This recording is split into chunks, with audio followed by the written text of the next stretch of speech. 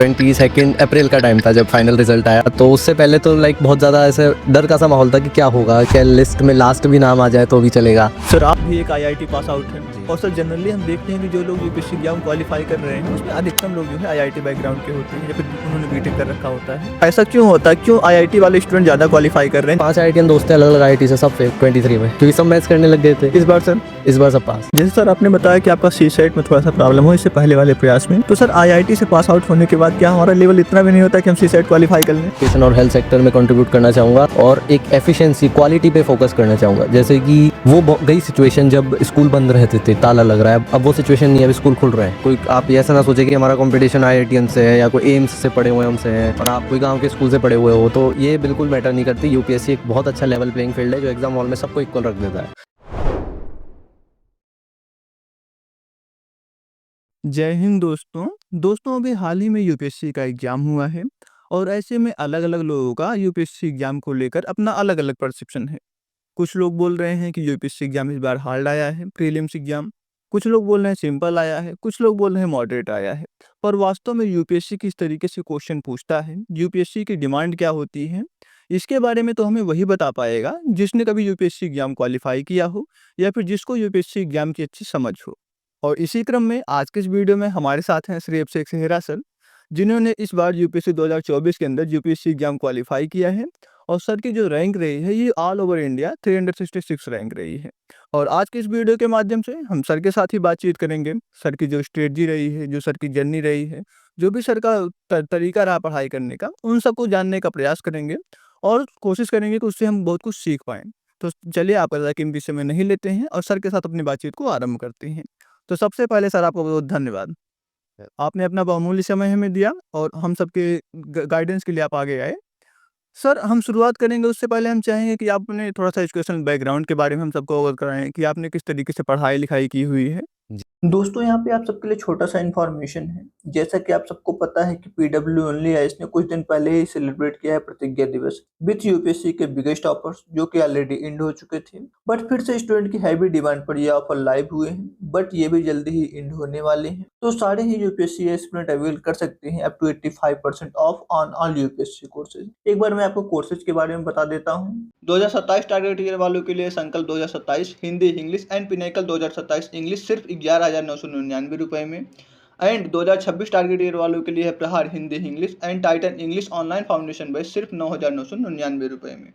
वहीं अगर आपके इनमें से कोई ऑप्शनल है तो सिर्फ 8,999 रुपए में आप इसके लाइव क्लास से अपना ऑप्शनल प्रिपेयर कर सकते हैं। अगर आप एक कॉलेज स्टूडेंट हैं तो आपके इन फ्यूचर को प्रोडक्टिव बनाने के लिए है यूपीएससी प्रारंभ 2028 जो कि एक 3 ईयर प्रोग्राम है जिसमें यूपीएससी की A to Z प्रिपरेशन के साथ फर्स्ट 2 ईयर्स में हार्ड एंड सॉफ्ट स्किल की क्लासेज के थ्रू आपको साइमल्टेनियसली स्किल कवरेज भी मिलेगा और इसमें मिलेगा आपको 51% का फ्लैट ऑफ। वहीं अगर अभी क्लास 12th पास किया है आपने तो आप इनके 2 ईयर या 3 ईयर फाउंडेशन के साथ इनके अवेलेबल डिग्री कोर्सेज जैसे कि बीए, बीबीए, एमए या एमबीए को भी स्पेशल प्राइस पर अवेल कर सकते हैं और अपनी यूपीएससी प्रिपरेशन और डिग्री कोर्सेज मंगलायतन या शारदा यूनिवर्सिटी के साथ एक साथ कंप्लीट कर सकते हैं। इसके अलावा अभी रिसेंटली ही इनका हाईएस्ट रिजल्ट प्रोड्यूसिंग बैच सृजन 2025 और 2026 एस्पिरेंट के लिए लॉन्च हुआ है। Srijan mains batch 2025 and Srijan prelims plus mains batch 2026। UPSC CSC 2024 में इनके सृजन बैच से अराउंड 190 स्टूडेंट का सिलेक्शन हुआ है एंड प्रतिज्ञा दिवस में इनमें अप टू 60% तक का ऑफ भी आपको देखने को मिल जाएगा। तो इससे बेटर अपॉर्चुनिटी आपको बाद में देखने को नहीं मिलेगा, तो आप इस ऑफर को अभी अवेल कर सकते हैं। Use my coupon code extra dose and avail additional discount. मैंने क्लास 10th दौसा डिस्ट्रिक्ट से की थी। मैं जयपुर डिस्ट्रिक्ट से बिलोंग करता हूँ, जो अप्रोक्सीमेटली 1 आवर डिस्टेंस पे है। तो मेरे फादर की ड्यूटी वहाँ थी। तो till class 12th I have educated from Dausa. After that I have done my graduation from Indian Institute of Technology Mandi और मैंने बीटेक किया है मैकेनिकल इंजीनियरिंग स्ट्रीम से और कोर्स ड्यूरेशन था 2018 टू 2022 और उसी के बाद से मैं सिविल सर्विसेज एग्जामिनेशंस के लिए प्रिपेयर कर रहा हूँ और साथ में मैंने स्टेट सर्विसेज का भी एग्ज़ाम दिया था। जी सर, बिल्कुल। सर जैसा कि आपने बताया कि आपने 2022 से यूपीएससी एग्ज़ाम की तैयारी की और जब आपको यूपीएससी एग्जाम में 2024 के अंदर सफलता मिली, सर वो मूवमेंट क्या था? उस टाइम आप किस तरीके से फ़ील कर रहे थे? आपकी फैमिली किस तरीके से फ़ील कर रही थी? बिल्कुल, बिल्कुल। वो 22 अप्रैल का टाइम था जब फाइनल रिज़ल्ट आया, तो उससे पहले तो लाइक बहुत ज़्यादा ऐसे डर का सा माहौल था कि क्या होगा? क्या लिस्ट में लास्ट भी नाम आ जाए तो भी चलेगा, जी, ये वाला फ़ील था। बट एक रिस्पेक्टेबल रैंक आ गई और फिर उस टाइम ऐसा मतलब सारे जो एफ़र्ट थे वो वर्थ इट लगे, जो-जो सैक्रिफ़ाइसेस किए थे ये सब। तो एक वो बहुत ज़्यादा खुशी का माहौल था। सबके फ़ोन्स आए और वो मतलब एक नम आँखें हो गई थी सबकी वो वाला रिज़ल्ट देख के, पीडीएफ देख के, पीडीएफ में नाम देख के। तो एक वो बहुत ज़्यादा मतलब मेमोरेबल मोमेंट था लाइफ़ टाइम। जी। जी। सर आपने अपना सिलेक्शन स्वयं देखा था कि जो पीडीएफ में नाम था या फिर किसी ने आपको बताया फ़ोन करके कि आपका सिलेक्शन हो गया है? अब मेरा एक दोस्त है रचित, वो पता नहीं कहाँ से देख लेता है जल्दी से, तो वो सारे रिज़ल्ट मुझे वो ही बताता है। मेरा मेंस का भी रिज़ल्ट था, उसका ही सबसे पहले फ़ोन आया, जबकि मैं खुद चेक कर रहा होता हूँ। बट वो फिर अगर वो 5 मिनट का भी अगर गैप आ जाता है और रिज़ल्ट आ गया, तो फिर वो पता नहीं कैसे देखता है, जी, बट वो मुझे हर बार फ़ोन मिला देता है। तो इस बार भी मतलब मेंस का रिज़ल्ट आया था, तभी उसने कॉल किया था और इस बार यूपीएससी का भी आया मतलब फाइनल जो पीडीएफ आई, वो उसने ही बताया था। जी। सर आप एक आईआईटी पास आउट ये स्टूडेंट हैं। आपने आईआईटी से पढ़ाई की हुई है जो कि अपने आप में काफ़ी प्रेस्टिजियस है। उसके बाद सर आपने यूपीएससी एग्ज़ाम दिया। तो सर आईआईटी से पास आउट होने के बाद आपने यूपीएससी एग्ज़ाम के बारे में सोचा या फिर आपने पहले से मन बना के रखा था कि मुझे यूपीएससी एग्ज़ाम देना है? एक्चुअली ये जो मेरा शिफ्ट था, ये कोरोना टाइम से हुआ था क्योंकि वो थोड़ी-सी इंस्पिरेशन थी कि सब लोग घर पे थे, बट सिविल सर्वेंट रोड पे खड़े होके देश की सेवा कर रहे थे उस टाइम। तो वो एक बहुत ज़्यादा मोटिवेशन थी कि ऑफ़िस मतलब वो ऑफ़िस 9 टू 5 जॉब नहीं करना है। कुछ ऐसा करना है जो देश के डायरेक्टली काम आए। सब वैसे ही सब काम आता है देश के लिए। जो भी अपना कंट्रीब्यूशन दे रहा है इन एनी सेक्टर वो देश के काम आ रहा है, बट डायरेक्टली करना था। तो डायरेक्टली फिर मुझे 2 ऑप्शन दिख रहे थे सामने, आर्मी या फिर सिविल सर्विसेज़। तो अपने कैलिबर के हिसाब से मैंने सिविल सर्विसेज़ चूज़ किया था। जी। बिल्कुल। सर जैसा अभी आपने शुरुआत में हमें बताया कि आपने स्टेट पीसीएस का भी एग्ज़ाम दिया जी। हुआ है। तो सर आपने कितना स्टेट पीसीएस का एग्ज़ाम दिया? वो मेरा फर्स्ट अटेम्प्ट ही दिया था मैंने इसी 24th के साथ-साथ जी। राजस्थान एडमिनिस्ट्रेटिव सर्विसेज़ का, और मेरा वो भी क्लियर हो गया था। बट उसका मैं इंटरव्यू अब दूँगा नहीं, किसी की सीट खराब होगी वरना ये। जी सर, जी, नहीं जी। अब तो आपका यूपीएससी में हो गया तो उसको बिल्कुल। देना कोई मतलब हाँ। ज़रूरी भी नहीं है। और जैसे एक मोटिवेशन बताऊँ तो जो आईआईटीज़ है एट प्रेज़ेंट, वो भी थोड़ा-सा मल्टी डायमेंशनल हो चुकी हैं। मतलब ऐसा नहीं कि आप सिर्फ़ अगर इंजीनियरिंग कर रहे हो तो वो इंजीनियरिंग साइड ही, हमारे स्कूल ऑफ ह्यूमैनिटीज़ हैं जो डायरेक्टली उस चीज़ से डील करते हैं कि how to serve society with a technocratic interventions. जैसे आईआईटी मंडी में भी हमारे कुछ कोर्स थे जो हमें डायरेक्टली सर्व कराते थे। जैसे डिज़ाइन प्रैक्टिकम, तो हमने कुछ डस्टबिन टाइप बनाया था, तो वो एक मतलब टू सर्व अ सोसाइटी वाला चीज़, तो वो एक हैबिट उस टाइम ही डेवलप हुई थी। तो फिर वो सारी चीज़ें कल्मिनेट होके फिर मैंने डिसीजन लिया कि आई कैन डू दिस। तो फिर मैंने 22 के बाद मेरा प्लेसमेंट भी हो गया था। बट मैं फिर मतलब वो ड्रीम मैं फिर बना चुका था जब तक प्लेसमेंट हुआ, उससे पहले कि सिविल सर्विसेज़ करनी है, तो फिर वो मैंने जॉइन नहीं किया था। फिर 2 साल लगे, बट फिर 24th वाला क्लियर हो गया। जी। सर आप भी एक आईआईटी पास आउट हैं जी। और सर जनरली हम देखते हैं कि जो लोग यूपीएससी एग्ज़ाम क्वालीफाई कर रहे हैं उसमें अधिकतम लोग जो है आईआईटी बैकग्राउंड के होते हैं या फिर उन्होंने बीटेक कर रखा होता है। तो सर आप अपने अनुभव से हमें ये बताएँ कि इसके पीछे क्या कारण आपको लगता है? ऐसा क्यों होता है? क्यों आईआईटी वाले स्टूडेंट ज़्यादा क्वालीफाई कर रहे हैं जबकि आईआईटी से रिलेटेड जो सब्जेक्ट होते हैं हाँ। वो यूपीएससी में बहुत कम पूछे जाते हैं? बिल्कुल, बिल्कुल।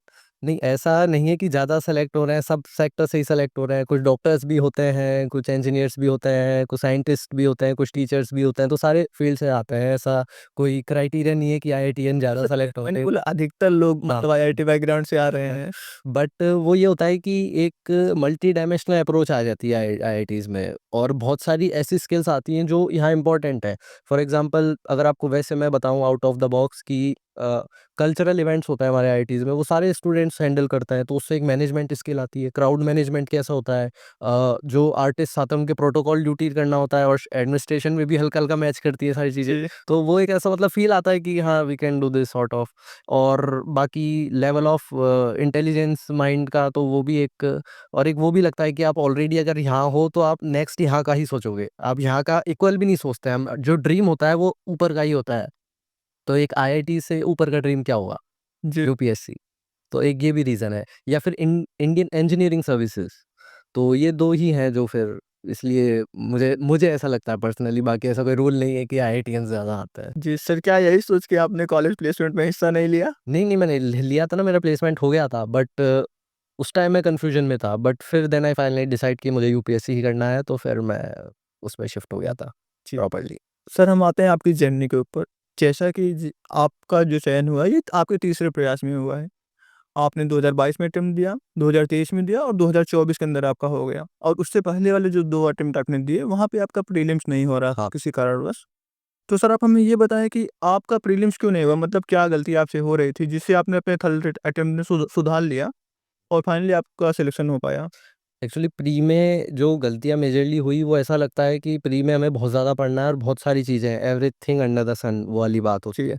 बट वो मेरे जो स्ट्रैटेजी थी वो फेल होती गई। और फर्स्ट अटेम्प्ट तो चलो मैं नहीं मानूँगा, वो मैंने मतलब विदाउट कवरिंग द सिलेबस दिया था, वो जस्ट कि फॉर देख एक्सपीरियंस लेते हैं टाइप ऑफ देख सिलेबस। लेता है सॉर्ट ऑफ। तो वो था, बट सेकंड में मैंने बहुत ज़्यादा मतलब मेस कर दिया था कि बहुत सारे नोट्स इधर-उधर के, तो और इवन एनसीईआरटी नहीं पढ़ी मतलब, तो ये सारी गलतियाँ हुई थोड़ी बहुत। तो फिर अगले टाइम में मतलब पीवाईक्यूज़ एनालिसिस किए, तो उससे एक आइडिया मिला कि कितना लेवल जाता है या फिर मैक्स टू मैक्स कितना लेवल जाता है। अगर हम फॉर एग्ज़ाम्पल 2013 से ही सॉल्व करने लग जाएँ, तो उससे एक आइडिया लग जाता है ना कि ज़्यादा हार्ड आया तो वो कितना हार्ड हो सकता है सॉर्ट ऑफ। और जैसे अगर तो एनसीईआरटीज़ इम्पोर्टेंट हो गई, और फिर जो स्टैंडर्ड बुक्स हैं कि इन्हीं को ढंग से कर लो, मतलब जो आपके पास मटेरियल है वो सफिशिएंट है, उसको ही ढंग से करना है। तो ये सारी चीज़ डेवलप की थी प्री के लिए। और जैसे अगर हम इसी बार रिसेंटली एग्ज़ाम का देखें, तो इसमें भी एनसीईआरटी बहुत ज़्यादा रेलेवेंट हो गई। कुछ-कुछ क्वेश्चंस थे, जैसे कॉन्टिनेंटल ड्रिफ्ट वाला का जो थर्ड स्टेटमेंट था, डायरेक्ट एनसीईआरटी से था। और बाकी आर्ट एंड कल्चर और मॉडर्न इंडिया हिस्ट्री सारी एनसीईआरटी से मिल जाएगी। तो एनसीईआरटीज़ इम्पोर्टेंट होती हैं, इनको ना छोड़े, तो मेरा एक यही रहा था। तो इस बार मैंने ये सारी चीज़ें इम्प्रूव की थी, और टेस्ट्स बहुत ज़्यादा लगाए थे, मॉक्स। जी। और जो मेरा जो वीक पोर्शन था वो थोड़ा-सा सीसेट था, तो उसमें मैंने पिछली बार किया कि मैं सिर्फ़ मैथ्स के भरोसे चला गया था। जी। तो वो एक गलत स्ट्रैटेजी थी। तो इस बार मैंने वो स्ट्रैटेजी चेंज की कि जो भी सिलेबस है वो पूरा कवर करके जाएँगे, और वो एग्ज़ामिनेशन हॉल में देखेंगे कि क्या अटेम्प्ट करना है। जी। तो ये चेंज किया था। बिल जैसे सर आपने बताया कि आपका सीसेट में थोड़ा-सा प्रॉब्लम हुआ इससे पहले वाले प्रयास में। तो सर आईआईटी से पास आउट होने के बाद क्या हमारा लेवल इतना भी नहीं होता कि हम सीसेट क्वालीफाई कर लें? नहीं, नहीं, ये चक्कर नहीं है। सीसेट में मतलब और बहुत चीज़ें होती है कि टाइम मैनेजमेंट। जी। मुझे आप थोड़ा-सा ज़्यादा टाइम दे दो, मैं उस पूरे पेपर को सॉल्व कर दूँगा। बट वो 2 आवर्स में वो सारा चीज़ें करना, और एक हैबिट भी नहीं होती एक्चुअली में, उसके लिए अलग अलग हैबिट डालनी पड़ती है, वो क्वेश्चन सॉर्ट ऑफ अलग होते हैं। तो एक वो रीज़न होता है, बाकी सिर्फ़ हम किसी एक पोर्शन पे कर रह रखते हैं, तो बाकी को टेस्ट नहीं कर पाते। फॉर एग्ज़ाम्पल मैंने ये सोचा कि रीज़निंग क्यों करूँगा मैं, वो कॉम्प्रिहेंशन सॉरी। जी। तो एक वो उसने बैकफ़ायर किया, तो ये वाली चीज़ है। बाकी ऐसा कुछ नहीं है कि सीसेट बहुत ज़्यादा टफ़ है कि उसे सॉल्व नहीं किया जा सकता। उसके लिए हैबिट चाहिए। तो क्योंकि बाकी सारे हम लोग क्या करते हैं कि सीसेट को लास्ट के लिए छोड़ देते हैं, तो वो गड़बड़ कर जाता है। तो हैबिट में लाना ज़रूरी है, बाकी ऐसा टफ नहीं है, जी सर, ये सॉल्व सीसेट नहीं रिलेटेड होता। सर हम बोल सकते हैं मिथ भी है कि जो आईआईटियंस होते हैं क्वालीफाई करते हैं क्योंकि यहाँ पे क्या है कि यहाँ पे कम्प्रीहेंशन भी पूछा जा रहा है, हाँ, हाँ। रीजनिंग में पूछ रहे हैं, बिल्कुल, बिल्कुल। मैथमेटिक्स भी पूछ रहे हैं। मेरे 5 आईआईटीएन दोस्त हैं, अलग-अलग आईआईटी से, सब फेल 23 में, जी। क्योंकि सब मैथ्स करने लग गए थे। इस बार सर इस बार सब पास। बढ़िया मतलब पूरा फ्रेंड सर्किल क्वालीफाई कर गया यूपी। बिल्कुल। जी। सर आपने जो आपके 2024 वाला प्रयास था इसमें आपने पहली बार मेंस दिया और आपने पहली बार में मेंस क्वालीफाई कर लिया। तो सर मेंस के लिए आपने क्या रणनीति बनाया था? एक्चुअली मेरा ऐसा था कि जब मैं प्री फेल हुआ था, तो मैं उसको एज़ एन अपॉर्च्युनिटी ले रहा था कि अगर मानो मेरा मेंस प्रिपेयर नहीं होता और मैं मेंस फेल होता, तो मुझे कब पता चलती, दिसंबर में। और ना तो फिर मैं उस टाइम प्री कवर कर सकता था, ना मेंस। तो मैंने इसको एज़ एन अपॉर्च्युनिटी लिया कि मेरा प्री ही फेल हो गया। इसके बाद मेरे पास पूरा साल था, जिसमें मैंने पूरा मेंस रेडी किया जनवरी तक, जी। ताकि मेरे माइंड में ये था कि अगर कभी प्री क्लियर हुआ तो मेंस रुकना नहीं चाहिए। तो ये वाली स्ट्रैटेजी अपनाई थी। तो जनवरी तक मैंने from June to Jan mains ही किया, उसमें ऑप्शनल आंसर राइटिंग बहुत एक्सटेंसिवली, फिर वो सारी चीज़ें काम की। अब इस वाले टाइम में क्या हुआ कि मेरा आरएस जो मेंस था, वो यूपीएससी प्री और मेंस के बीच में था, और मैंने वो प्रिपेयर किया, बट मेरे पास फिर यूपीएससी के लिए सिर्फ 1.5 महीने बचा था। तो मेरी फिर वो पिछले जो साल मैंने प्री फेल होने के बाद जो मेंस की प्रिपरेशन की, वो वाली काम आई। तो एक ये स्ट्रैटेजी थोड़ी सी बेटर ऑफ की। सर आपने मेंस के लिए कितनी आंसर राइटिंग की होगी अप्रॉक्स मतलब अगर आप नंबर में बताना चाहें अप्रॉक्स मतलब कितना आंसर राइटिंग अप्रॉक्स आपने कर लिया होगा? टेस्ट पेपर वाइज़ बता देता हूँ जी। कि शायद 50-40-50, मतलब ऐसा एग्ज़ैक्ट याद नहीं है, बट शायद, क्योंकि एक टेस्ट सीरीज़ मैं पूरी कंप्लीट कर चुका था, तो उसमें 30-35 होते हैं। फिर उसके बाद मैंने कोचिंग का वो भी लिया था, तो उसमें 5-7 वो हो गए, तो एप्रॉक्स 40 वी कैन से। जी। हाँ। सर आपका जो ऑप्शनल सब्जेक्ट था ये जियोग्राफी था। जी। तो सर आपने आईआईटी से आप आईआईटी से पास आउट थे। आपने जियोग्राफी सब्जेक्ट चूज़ कर लिया और सर जियोग्राफी के लिए आपने किस तरीके से तैयारी किया और आपने जियोग्राफी ही क्यों चूज़ किया ऑप्शनल? अच्छा, ज्योग्राफ़ी चूज़ करने का भी एक रीज़न था कि आईआईटी मंडी, हिमाचल प्रदेश में, वो एक बहुत प्यारी लोकेशन है। तो एक्चुअली क्या हुआ कि पहले तो अब ऐसा था नहीं कि जब इनिशियल ईयर्स में थे, हम फर्स्ट, सेकंड, थर्ड ईयर में थे कि उस हिसाब से तो चीज़ों को देखना, बट हमारा कैंपस इतना ब्यूटीफुल था, वहाँ कुछ भी आप कैप्चर कर लो, आपके ज्योग्राफी सिलेबस में दिख जाएगा। जी। कैंपस के बगल में से नदी जा रही थी, वो मेंडर कर रही है, meandering is a concept in geography. तो ये सारी चीज़ से इंटरेस्ट डेवलप हुआ। हिमालयाज़ पे पूरा चीज़ें जैसे फ़ोल्ड्स हैं, तो फ़ोल्ड्स डायरेक्टली पहाड़ों पे दिखते थे, बालकनी पे खड़े हो जाओ। तो ये सारी चीज़ों ने एक बार वो प्रैक्टिकल वो दिया मुझे, तो उससे थोड़ा-सा स्ट्रेंथन हुई चीज़ें। और फिर मेरा माइंडसेट ही उस तरीके से हो गया। फॉर एग्ज़ाम्पल मैं कहीं ट्रिप पे जा रहा हूँ, लद्दाख जा रहा था, तो रास्ते में सिसु पड़ा, वहाँ का होम स्टे कल्चर देखा, जी। तो अब उन चीज़ों को मैं केस स्टडीज़ में लिख देता था। तो वो एक यूनिक हो गया ना, जो मैंने खुद ने देखा और वो एक्चुअली में एग्ज़िस्ट करता है। तो ये सारी चीज़ों ने थोड़ा-सा काम किया और इसलिए मतलब ज्योग्राफ़ी में इंटरेस्ट बढ़ा मेरा। जी। हाँ। सर आपकी एक हॉबी है डांसिंग। हाँ, हाँ। तो सर आप डांसिंग कर लेते हैं बढ़िया से? हाँ, हाँ, बिल्कुल। तो सर आपने डांसिंग कब सीखा? मतलब इसको लेकर आपने कब सोचा कि मैं सीखता हूँ या फिर ऐसे हॉबी बन गया? ये कॉलेज से स्टार्ट हुआ था। कॉलेज में जो मतलब फर्स्ट ईयर में आता है, तो ऐसा लगता है ना किसी क्लब का पार्ट हो, तो सबसे डांस क्लब ही होता है। तो फिर उसमें ऑडिशंस दिए, फिर वहाँ से कंटिन्यू हुआ। हाँ। जी। सर थोड़ा-सा बात कर लेते हैं इंटरव्यू फेज़ पे भी, क्योंकि आपने पहले प्रयास में इंटरव्यू फेज़ भी क्लियर किया है। तो सर इसके लिए क्या माइंडसेट रखना चाहिए? मतलब कि इंटरव्यू के लिए जब आप जा रहे हों, उस वक़्त किस तरीके का माइंडसेट रखना है? आंसर को किस तरीके से टैकल करना है ताकि आप एक सही आंसर दे पाएँ और सामने वाला जो मतलब बोर्ड मेंबर है वो आपसे खुश हो? उसे ले कि हाँ, इसने जो आंसर दिया है ये टू द पॉइंट दे दिया है। अच्छा। इंटरव्यू के लिए माइंडसेट ये होना चाहिए कि कोई डिसाइडेड माइंडसेट से घुसो ही मत। जी। इंटरव्यू में जो आपके सामने जो चीज़ जो सिचुएशन होगी, बस उसको फेस करना है। कोई प्री कंसीव नोशन नहीं होना चाहिए कि ये बोर्ड होगा या फिर मैं ये इस अगर ये क्वेश्चन पूछा गया तो इसका ये आंसर दूँगा। ये सारी चीज़ें बैकफायर करेंगी। बी ओरिजिनल, ये एक वर्ड है, बी ओरिजिनल, ये इंटरव्यू का मतलब मैं बोलूँगा रूल है। क्योंकि वहाँ हम कुछ भी अगर झूठ बोलें या फिर अपने बारे में कुछ गलत बताएँ या फिर कुछ ब्लफ़ करने की कोशिश करें, वो बहुत गंदी तरह अफ़ेक्ट करेगा। तो जो पर्सनैलिटी हो, बस वो ले जाओ, अपने आप को दिखा दो उनको बोर्ड। वहाँ झूठ नहीं बोलना। वहाँ झूठ नहीं बोलना। जो पर्सनैलिटी आप हो, 22-23 साल तक, 24 साल तक जो आप हो, बस वो। कुछ फ़ेक नहीं करना, कुछ नहीं, बस। जी। सर इंटरव्यू से पहले हम एक फॉर्म फिल करते हैं जिसे हम डैब बोलते हैं, जी। Detail analysis form.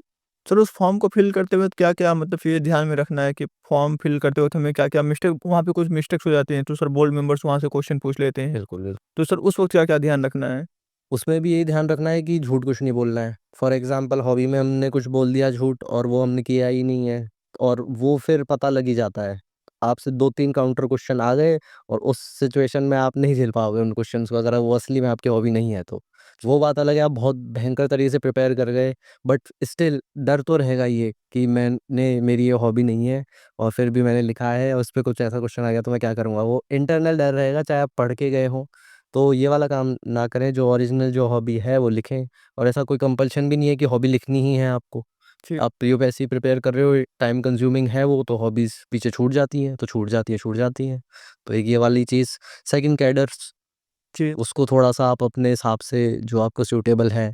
Service preference, अ, वो फ्लो में ना जाएँ कि जी। कुछ होता है ना भेड़-चाल जिसे हम बोलते हैं, जो आपको सूटेबल लगता है उस हिसाब से भरें। बस यही है मोटा-मोटा सा। जी। और जो लिखा है उसकी इन्फॉर्मेशन आपके पास, उसकी उसके रिगार्डिंग अवेयरनेस आपके पास होनी चाहिए, बस। जी। सर अभिषेक सेहरा सर का रिलेशनशिप स्टेटस क्या है या फिर क्या था? अरे नहीं, नहीं, नहीं। ऐसा कुछ ये नहीं तो था? ऐसा कुछ नहीं है, ये तो जी। खाली है वो। बिल्कुल सर। बिल्कुल। सर मेंस के अंदर आपका सबसे ज़्यादा मार्क्स किस पेपर में आया? अ, फॉर एग्ज़ाम्पल ज्योग्राफ़ी में टोटल पेपर 1 में 144 और पेपर 2 में 137 के अप्रॉक्स था और बाकी एथिक्स में 120, ये थोड़े से ठीक मार्क्स थे। सर एक तो सर एक पेपर होता है एस्से का। हाँ। सर एस्से के लिए हमें किस तरीके से तैयारी करना है? सर एस्से लिखते वक़्त जब हम निबंध लिख रहे होते हैं, उस वक़्त हमें क्या-क्या ध्यान रखना है कि हमारा निबंध थोड़ा अच्छा हो पाए, हम निबंध में ज़्यादा मार्क्स स्कोर कर पाएँ? क्योंकि सर क्या होता है बाकी सब्जेक्ट तो सब लोग सेम मार्क्स लगभग स्कोर कर लेते हैं। ऑप्शनल सबका अच्छे से प्रिपेयर होता है। जीएस पेपर 1 से लेके 3 तक 4 तक सब लोग अच्छे से पढ़ते हैं। एक एस्से होता है और एक एथिक्स होता है, थोड़ा-सा नंबर जो थोड़ा-सा अलग दे देता है। तो सर एस्से के लिए सर क्या एक अलग स्ट्रेटजी हो सकती है? ऐसे आपका एक तो वो टच करना चाहिए ग्राउंड लेवल को, वो जी, मल्टी डायमेंशनल होना चाहिए। मतलब फॉर एग्ज़ाम्पल कुछ भी टॉपिक है, फॉर एग्ज़ाम्पल ये इस बार वाला था कि the mind of the future will be the mind, मतलब इस ये वाला था, मैं ये एक्चुअली रिकॉल नहीं कर पा रहा हूँ उसको। जी, तो उसको ऐसे कैसे इंटरप्रेट करना है, उसका करंट रेलेवेंस क्या है, उसका पास्ट क्या था, उसका फ्यूचर क्या हो सकता है, उसकी डायमेंशंस क्या हो सकती हैं, उसका कोई पॉलिटिकल रेलेवेंस होगा उस चीज़ का, उसका कोई इकोनॉमिकल रेलेवेंस होगा, कुछ एनवायरमेंटल उस पे इम्पैक्ट कर रहा होगा वो चीज़ें। तो इन सारी डायमेंशंस को कवर करना है और एक प्रॉपर फॉर्मेट होना चाहिए। फॉर एग्ज़ाम्पल आप कोट से स्टार्ट कर सकते हो या फिर उसके बाद एक एनेक्डोट, कोई स्टोरी, स्टोरी को खुद से बना के लिखो, फिर लास्ट में उसको एक्चुअल लाइफ में कर दो। फॉर एग्ज़ाम्पल मैंने एपीजे अब्दुल कलाम साहब का लिखा था जी, कि एक रॉकेट को साइकिल पे जा रहा था। उस टाइम उन्होंने नहीं सोचा था कि हम कहाँ होंगे, मतलब उनके माइंड में था कि हम कहाँ होंगे, जी, और आज whole world knows what ISRO is. तो ऐसी चीज़ें, मतलब जो स्टोरी है हम इसको ऐसे ऐसे एग्ज़ाम्पल्स के साथ कनेक्ट कर सकते हैं कि इंट्रोडक्शन एक अच्छा बन जाए। उसके बाद कनेक्टिंग लाइन ज़रूरी है कि आप फर्दर क्या लिखना चाह रहे हो ऐसे में। तो उसका एक थोड़ा-सा, क्योंकि इंट्रोडक्शन में हमें जो एग्ज़ामिनर है उसको समझ में आ जानी चाहिए कि आगे क्या है। इंट्रोडक्शन का मतलब ये हुआ मेरे हिसाब से। फिर उसके बाद बॉडी वाले पोर्शन में आए कि आप मल्टी डायमेंशनल ऐसे हो, उसमें अलग-अलग डायमेंशंस कवर करें। तो बॉडी पार्ट में इस चीज़ का ध्यान रखना है। फिर उसके बाद अगर आपको कहीं स्कोप है तो कुछ काउंटर आप आर्गुमेंट कर सकते हैं उस बारे में पोलाइटली, तो वो आप कर सकते हैं। और फिर उसके बाद करंट रेलेवेंस, उस जो टॉपिक है वो आज के टाइम पे कैसे इम्पोर्टेंट है, और फिर उसके बाद कंक्लूजन जो शायद एक फ्यूचरिस्टिक वो हो कुछ। तो ये एक स्ट्रेटजी होगी। और एथिक्स के बारे में बात करें तो ये भी एक स्कोरिंग है। जी, एथिक्स में आपके एग्जांपल्स काम आएँगे। एग्जांपल्स होंगे, कुछ केस स्टडीज़ आपने लिखी होंगी, कुछ फॉर एग्जांपल जैसे कि हम कुछ फिलोसोफर्स हैं, उनने कुछ कहा है उसको कोट कर दें किसी भी चीज़ से रिलेट, क्योंकि क्वेश्चन का आंसर सब देंगे, तो ये बहुत कॉमन चीज़ है, बट उसमें अगर हम एग्जांपल्स उसको करंट चीज़ से हम रिलेट कर देंगे तो उसमें फिर मार्क्स बढ़ जाते हैं। तो एक यही स्ट्रेटजी फॉलो की। जी, बिल्कुल, सर आपने इससे पहले भी 2 बार प्रयास दिए हुए हैं और ये आपका तीसरा प्रयास था जिसमें आप चयनित हो पाए। बिल्कुल। तो सर जो आपके पहले के 2 प्रयास थे, उसमें आपका क्या अनुभव रहा? मतलब कि जो सोसाइटी थी, जो आपकी फैमिली थी, जो हाँ, आपके रिलेटिव थे, हाँ, हाँ, हाँ। उनका मतलब क्या रहता था कि आप नहीं कर पाते थे तो वो लोग क्या बोलते थे? नहीं, नहीं, ऐसा तो सब तरीके से पॉजिटिव माहौल था बहुत। सब यही बोलते थे कि ठीक है, बढ़िया हुआ, मेंस प्रिपेयर नहीं था तू, अच्छी बात है, जी। अगली बार हो जाएगा। तो एक यही था कि अगली बार हो जाएगा, सब कॉन्फिडेंट थे कि हो जाएगा। जी, और वही हुआ। और सर अब यूपीएससी एग्ज़ाम आपका क्वालीफाई हो गए, अब किस तरीके का माहौल है? अब भी मतलब इनिशियल डेज़ पे रहा था बहुत अच्छा, बट अब नॉर्मल, नाउ इट्स नॉर्मल कि कॉन्फिडेंट सब थे कि इस टाइम में नहीं हुआ, अगले में हो जाएगा, या फिर अगले में नहीं हुआ, उससे अगले में हो जाएगा, बिकॉज़ बड़ी एग्ज़ाम में टाइम लगना इज़ वेरी ऑब्वियस थिंग। तो इस बार भी मतलब वही कि सब लोग खुश हैं अब। सर जब आपका हुआ था उस वक़्त क्या मूवमेंट था? मतलब कि आपको कॉल-वॉल वगैरह आ रहे थे कि नहीं बराबर कि ये भैया ये हो गया कांग्रेचुलेशन। एक्चुअली जैसे रिज़ल्ट आया था कुछ 2 ढाई बजे के अप्रॉक्स आया था, उससे लेके साढ़े 4-5 बजे तक मेरे पास, मतलब मैं फ़ोन उठा रहा हूँ, काट रहा हूँ, नेक्स्ट फ़ोन है, उठा रहा हूँ, काट रहा हूँ, उसके बाद भी उसमें 3-4 मिस्ड कॉल रह रहे हैं हर एक कॉल में। फिर वो मैं पूरी रात 1 बजे तक सबको वापस कॉल बैक किया जिन-जिन के मिस्ड कॉल थे, तो ऐसा रहा था उस डे तो। जी। बिल्कुल, सर अब तो आपका सपना जो पूरा हो गया यूपीएससी एग्ज़ाम का। बिल्कुल। सर अब आपकी आगे की क्या रणनीति है? आपने आगे क्या सोचा हुआ है? आगे मैं जो जो भी मुझे अपॉर्च्युनिटी मिलेगी, उसको मैं बहुत अच्छी तरह से निभाने की कोशिश करूँगा, और जो मेजर वो है, वो मैं एजुकेशन और हेल्थ सेक्टर में कंट्रीब्यूट करना चाहूँगा, और एक एफिशिएंसी, क्वालिटी पे फ़ोकस करना चाहूँगा। जैसे कि वो गई सिचुएशन जब स्कूल बंद रहते थे, ताला लग रहा है, अब वो सिचुएशन नहीं है, अब स्कूल खुल रहे हैं। तो quantity wise we are good, but quality, school 9 बजे टाइम है, तो 9 बजे तो शायद लोग घुस रहे हैं अंदर, पढ़ाई चालू हो रही है साढ़े 9 बजे। तो पर डे अगर एक बच्चा इंडिया का 30 मिनट्स लूज़ कर रहा है, just multiply with number of students studying that day in India. कितनी बड़ी पॉपुलेशन है, तो कितना बड़ा लॉस हो रहा है हमें पर डे। तो शायद मैं इस चीज़ पे थोड़ा-सा वर्क करना चाहूँ, एफिशिएंसी पे, quality wise. Same health sector पे, और मतलब जो बेसिक नीड्स हैं, इन पे मैं वर्क करना चाहूँगा। जी। सर अभी 2 दिन पहले यूपीएससी का प्रीलिम्स एग्ज़ाम था। कुछ स्टूडेंट का तो बहुत अच्छा गया है। सो जिनका अच्छा गया है सर वो तो खुश होंगे। सर वो मेंस के लिए प्रिपेयर कर रहे होंगे। कुछ स्टूडेंट ऐसे जिनका अच्छा नहीं हो पाया किसी कारणवश। हो सकता है कि उनकी मेहनत में कुछ कमी रही हो या फिर हो सकता है कि पेपर इस तरीके से आ गया कि वो अटेम्प्ट नहीं कर पाए। तो सर जिन लोगों ने इस बार यूपीएससी प्रीलिम दिया और उनका किसी कारणवश नहीं हो पा रहा है कट ऑफ के आसपास मार्क्स, सर उनको आप क्या संदेश देना चाहेंगे? उनको मैं देना चाहूँगा कि पेशेंस तो एक बहुत बेसिक नीड है इस एग्ज़ाम की। तो ज़रूरी नहीं है आप जो सोच रहे हो वैसा का वैसा हो। तो और एक एग्ज़ाम देते हो उसके हमेशा 2 कॉन्सिक्वेंसेज़ होता है अगर समझदारी से सोचा जाए तो कि या तो पास होगे या फेल होगे। तो वो दोनों चीज़ें एग्ज़ाम देने से पहले भी माइंड में होनी चाहिए। कभी-कभी ऐसा होता है हम ज़्यादा सपने बना लेते हैं पास होने के बाद के। जी। वो चीज़ें फिर बैकफ़ायर करती है अगर थोड़ी-सी भी प्लान डगमगा जाता है एक्चुअल ग्राउंड पे तो। तो एडवाइस यही है कि इसको एज़ अ अपॉर्च्युनिटी लो कि वही जो मैंने किया था कि अगर कभी प्री निकल गया तो मेंस नहीं रुकना चाहिए फिर। मेंस की प्रिपरेशन करो इस टाइम में टिल दिसंबर या जनवरी। इसमें अपना ऑप्शनल को थोड़ा बूस्ट करो, उसपे एनरिचमेंट करो उसका आंसर राइटिंग स्किल्स को अपना एनहांस करो, कंटेंट एनरिच करो। जब तक ये कर सकते हो आप बेस्ट वे यही है। जी। आपकी एज ज़्यादा हो गई है, तो आप जो भी इस एग्ज़ाम के जो आस-पास वाले जो अदर एग्ज़ाम्स हैं, आप उन पे देख सकते हो। जी। सर जैसा अभी आपने बताया कि जिनका इस बार प्रीलिम्स किसी कारणवश नहीं हो पा रहा है, वो लोग ये कर सकते हैं कि मेंस के लिए प्रिपेयर कर सकते हैं। हाँ, बिल्कुल। और जहाँ तक मैं समझ पाता हूँ एग्ज़ाम को, ये एग्ज़ाम ऐसा है कि अगर आप मेंस के लिए प्रिपेयर कर रहे हो, तो कहीं न कहीं आपका प्री वाला जो पोर्शन है, हुँ, वो भी आपका प्रिपेयर हो जाता है। तो सर बिल्कुल। ऐसा है? हाँ, बिल्कुल क्यों ऐसा मतलब मेंस क्या है, उसका थोड़ा-सा एनालिटिकल पार्ट है। जी। तो अब हम उसका एनालिटिकल पार्ट कर रहे हैं, तो हमारा प्री भी साथ हो रहा है, फिर हम प्री कर रहे हैं, तो साथ-साथ मेंस का भी पार्ट हो रहा है, तो दोनों एक-दूसरे की हेल्प करते हैं। ऐसे कोई बाउंड्री वॉल नहीं है इन दोनों के बीच में कि ये प्री है और ये मेंस है। जी। दोनों आस-पास है, बस उसमें लिखना होता है, उसमें हमें वो मार करनी होती है। जी। अब जो प्री में आपने फैक्ट पढ़े हैं, उनको एज़ एन एग्ज़ाम्पल आप मेंस में लिख दो। आपने कोई डेटा पढ़ा है, उसको कहीं एग्ज़ाम्पल में डाल दो मेंस में, तो वो एक पॉज़िटिव ही इम्पैक्ट होगा उसका। जी। सर आपने यूपीएससी एग्ज़ाम क्वालीफाई कर लिया है, तो सर जो आपकी जर्नी रही है, उस जर्नी के बीच में आपको क्या लगता है कि आपकी फैमिली में किसका ज़्यादा सपोर्ट रहा आपको? एक्चुअली फैमिली से तो पूरा ही सपोर्ट था, जो-जो भी है, दूर-दूर तक भी जो-जो है, सब क्लास अच्छी तरह सपोर्ट था, फ्रेंड्स का सपोर्ट था, तो ऐसा तो मतलब बेस्ट ही था सबसे। मतलब ऐसा मैं एक जने का नाम नहीं ले सकता। सर मतलब जो आपकी जर्नी रही उसमें आपको ऐसा कुछ नहीं फ़ील हुआ कि मतलब ये मुझे सपोर्ट कर रहे हैं, ये नहीं सपोर्ट कर रहे हैं? आपको मतलब हाँ, सबसे बड़ा हाँ, सपोर्ट। ऐसा कोई नहीं था कि वही कि ये नेगेटिवली सोच रहा हो या फिर ये नहीं चाह रहा हो कि वैसा सबके साथ बढ़िया था। जी।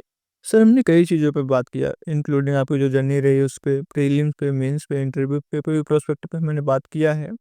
बट सर अगर मुझसे कुछ मिस हो रहा हो और आपको लगता है कि ये इम्पोर्टेंट है, ये स्टूडेंट को जानना चाहिए या फिर कुछ काइंड ऑफ सजेशन आप देना चाहें एस्पिरेंट को, तो प्लीज़? अच्छा, तो एक सजेशन मैं देना चाहूँगा कि आपने बहुत एक अच्छा एम लिया है, थोड़ा-सा करेजियस एम लिया है ना? और बड़ा एम है, बड़ी एग्ज़ाम है, डिफ़िकल्ट एग्ज़ाम है, नो डाउट कि डिफ़िकल्ट नहीं है। तो समय लग सकता है, तो एक यही है कि जो सबसे ज़्यादा परेशान करता है इस एग्ज़ाम में वो है टाइम। टाइम टेकिंग एग्ज़ाम है क्योंकि पूरा प्रोसेस 1 साल का और कहीं भी एक गड़बड़ हुई वो पूरा 1 साल गया। तो वही है कि अपनी जो स्ट्रैटेजी है उसको कंसिस्टेंट रखो, मतलब जो भी आप पढ़ रहे हो उसको कंसिस्टेंट रखो, सीरियसनेस रखो, जो आपका जो शेड्यूल बना रखा है उसको फॉलो करो रिलीजियसली। और इसके साथ-साथ होता क्या है कि हम बॉडी पे ध्यान नहीं देते हैं पढ़ाई के चक्कर में। तो अगर आपका एग्ज़ाम दूर है फॉर एग्ज़ाम्पल अब से अगर मुझे अगले अटेम्प्ट के लिए स्टार्ट करना है तो टिल दिसंबर, जनवरी आप हफ्ते में 1 दिन फ्री छोड़ सकते हो अपने लिए। आउटडोर एक्टिविटीज़ करो, खेलो जाके या फिर जो भी आपको मतलब रिक्रिएशनल टाइप करना है, जो आपको स्ट्रेस से रिलीफ़ करे, वो करो 1 दिन में। और बाकी यही है कि कंसिस्टेंसी बहुत ज़्यादा ज़रूरी है और पेशेंस क्योंकि समय लग सकता है। जी। यस, यही मेजर मेरी चीज़ें होंगी जो मैं सजेस्ट करना चाहता हूँ। जी। सर अभी आपने जो कंसिस्टेंसी है, इस पे आपने ज़्यादा फ़ोकस किया। बिल्कुल। तो सर जो एस्पिरेंट हो अपने आप को कंसिस्टेंट किस तरीके से रख पाएँ? उसके लिए कुछ मतलब कोई तरीका है? ऐसा कोई रूल तो है नहीं कि कंसिस्टेंसी कैसे रखें, ये तो पर्सनल डिसिप्लिन और डेडिकेशन है कि कितनी ज़्यादा आप में डेडिकेशन है, कितनी ज़्यादा डिज़ायर है, डिटर्मिनेशन है। तो उसके बेस पे और जो तरीका वो ये है कि नोट डाउन कर लो कि इतने घंटे से इतने घंटे ये करूँगा, इतने घंटे से इतने घंटे ये करूँगा। जब चीज़ें नोट डाउन होती है पेन पेपर से लेके दीवार पे चिपकी हुई है तो उसको फ़ॉलो करना थोड़ा-सा ईज़ी होता है। हम माइंड में सोचते हैं नहीं मैं ये कर लूँगा, वो थोड़ा-सा फ़ॉलो नहीं कर पाते। ये मैं अपने एंड से बता रहा हूँ, शायद बाकियों के साथ नहीं होता हो ऐसा। जी। तो मैं ऐसे नोट डाउन कर लेता था कि पर डे मुझे ये करना है। अब कंसिस्टेंसी की ऐसा भी नहीं कि आपका ग्राफ यूँ ऊपर नीचे जा रहा है कि एक दिन 15 घंटे पढ़ लिए, दूसरे दिन 6, 7-8 घंटे पढ़ लो रोज़ का, जी। 8 और 8 घंटे बहुत ईज़िली हो जाएँगे अगर आप कर रहे हो तो प्रिपरेशन। जी। सर एक लास्ट क्वेश्चन इसके बाद हम अपने कन्वर्सेशन को एंड करना चाहेंगे। सर जब हम प्रीलिम्स एग्ज़ाम देने जाते हैं तो उस वक़्त हम किस तरीके से ये जानें कि हमारा तैयारी जो है वो पूरा हो चुका है? मतलब सर अपनी तैयारी को मापने का कोई एक निर्धारित अगर क्राइटेरिया हो तो? एक्चुअली प्री बहुत ज़्यादा रैंडम होता है। हम मेंस में फिर भी सोच सकते हैं कि तो प्री में मतलब मापने का तरीका ये है कि आप अगर टेस्ट में नॉर्मल भी स्कोर कर रहे हो, ऐसा नहीं कि आप हर टेस्ट में 100 अबव स्कोर कर रहे हो।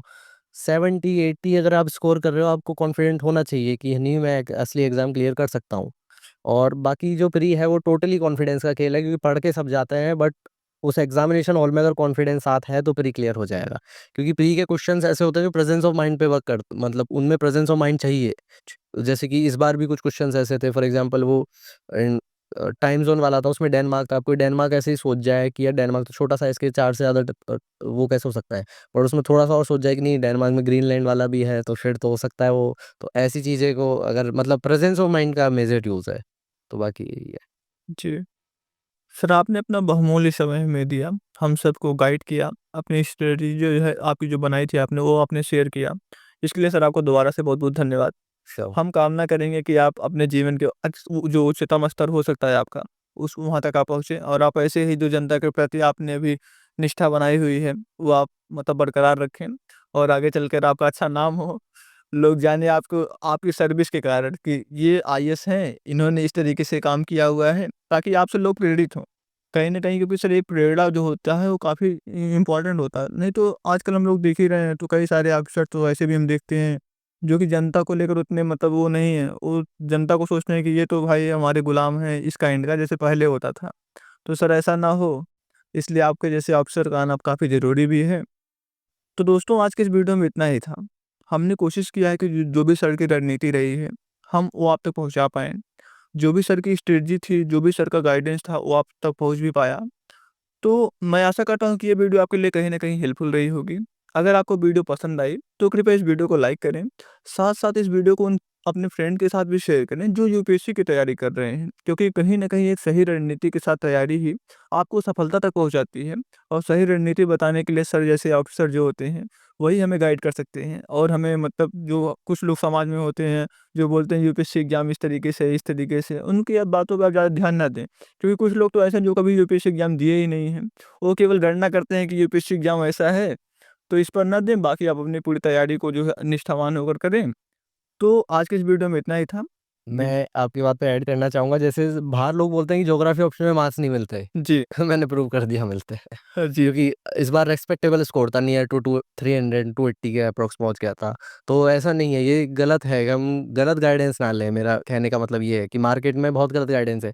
सब बोलते, मुझे भी बोला गया था कि ज्योग्राफी ऑप्शन मत लो। इवन सीनियर्स ने बोला कुछ कि इसमें तुम्हें मार्क्स नहीं देगी यूपीएससी। बट ऐसा थोड़ी है कि यूपीएससी ज्योग्राफी ऑप्शनली हटा देती है, उनको मार्क्स नहीं देने होते। तो ये सब गलत बातें हैं, जो भी आपका इंटरेस्ट है वो ऑप्शनल चूज़ करें।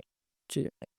सर हमने कई चीज़ों पे बात कर ली, हम इस वीडियो को एंड करने जा रहे हैं। हम चाहेंगे कि अगर लास्ट में आप कोई मोटिवेशनल लाइन 1-2 कर दें, उसके साथ हम इस वीडियो को एंड करें। ऐसे शायरी कोट्स तो मुझे ज़्यादा आते नहीं है, बट बाकी वही है कि अपने आप पे विश्वास रखें बस। ऐसा नहीं सोचें कि अपने बैकग्राउंड पे फ़ोकस ना करें। कोई आप ये ऐसा ना सोचें कि हमारा कॉम्पिटिशन आईआईटीएन से है या कोई एम्स से पढ़े हुए हैं उनसे है और आप कोई गाँव के स्कूल से पढ़े हुए हो, तो ये बिल्कुल मैटर नहीं करती। यूपीएससी एक बहुत अच्छा लेवल प्लेइंग फील्ड है जो एग्ज़ाम हॉल में सबको इक्वल रख देता है। जी। तो ये बिल्कुल ना सोचें, इन्फीरियरिटी कॉम्प्लेक्स बिल्कुल नहीं होना चाहिए।